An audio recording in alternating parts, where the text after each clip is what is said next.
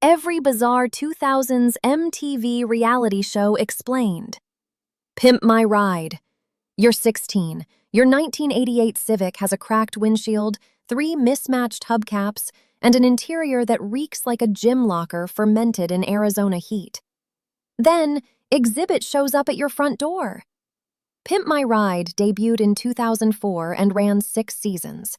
West Coast Customs transformed junkyard disasters into rolling monuments of excess. Flat-screen TVs in trunks nobody could watch while driving, a cotton candy machine welded inside a sedan, and a functioning hot tub bolted into a pickup bed. Here's what they buried.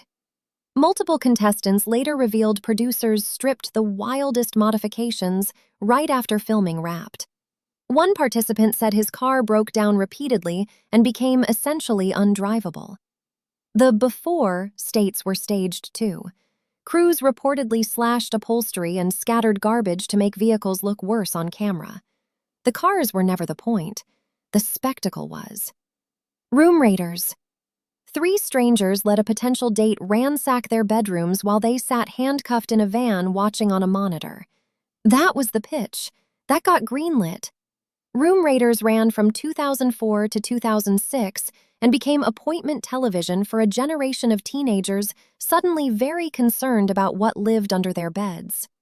The signature move, pulling out a UV blacklight to scan sheets for bodily fluids, aired on a show targeting 14-year-olds in the afternoon time slot. The real dirty secret?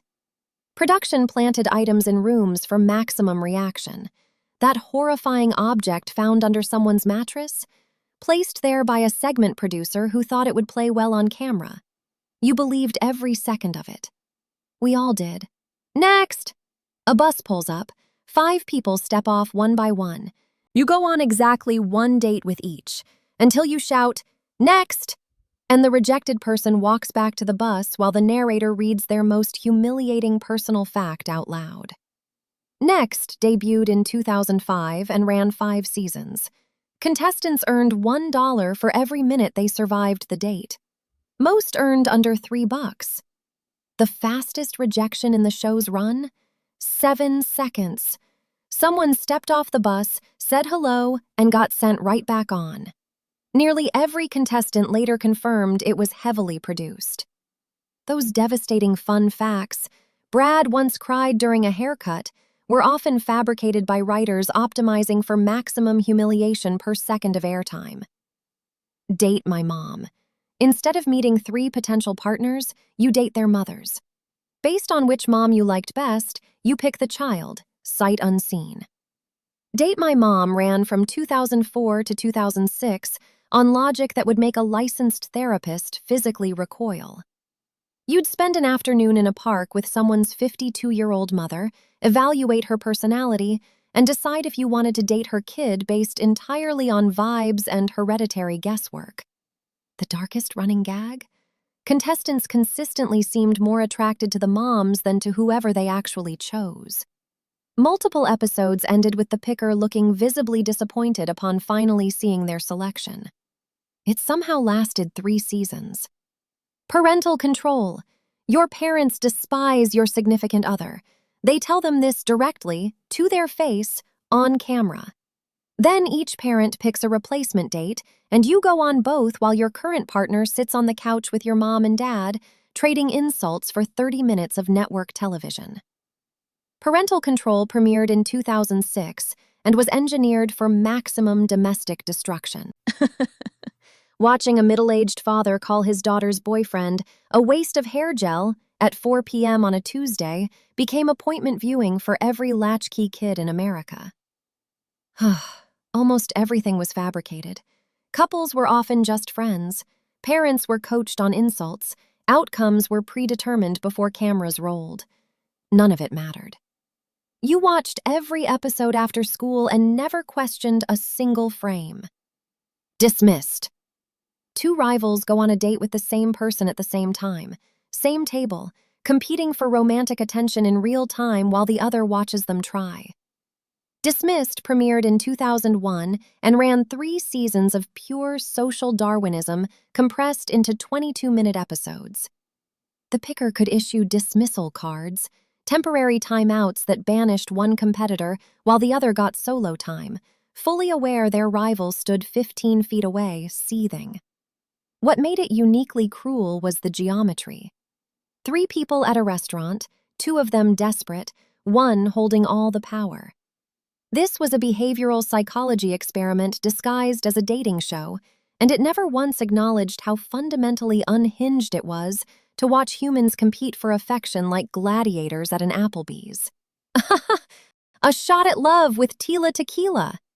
16 men and 16 women competing for the affection of Tila Tequila, a MySpace celebrity with 1.5 million friends on a platform that no longer exists. The twist, revealed at the end of episode 1, she's bisexual. Everyone is competing. The October 2007 premiere pulled 6.2 million viewers, MTV's highest-rated series debut in 3 years. The show was simultaneously groundbreaking and exploitative, introducing bisexual representation to mainstream reality TV while framing that identity as a plot twist and elimination gimmick. Tila chose Bobby Banhart in Season 1. They split immediately. She chose Bo Stanley in Season 2. Same result. The show's legacy sits in a complicated place. It opened a cultural door and set it on fire at the exact same time. I want a famous face! You're 22. You've saved up thousands of dollars. You walk into a plastic surgeon's office clutching a magazine photo and say, "Make me look like this person." I Want a Famous Face aired in 2004 and documented real people undergoing real cosmetic surgery to resemble specific celebrities. Brad Pitt, Britney Spears, Jennifer Aniston, Elvis Presley. MTV filmed everything. The consultations, the incisions, the swollen, bruised recovery. The moment they looked in the mirror and either wept or smiled through a haze of painkillers.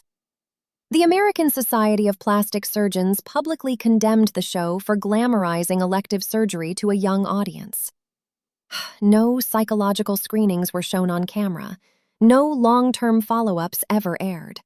MTV handed people a scalpel-shaped dream and walked away. Viva la Bam!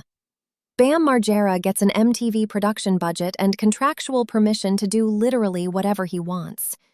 What he wants is to psychologically torment his father Phil while systematically destroying his parents' home in Westchester, Pennsylvania.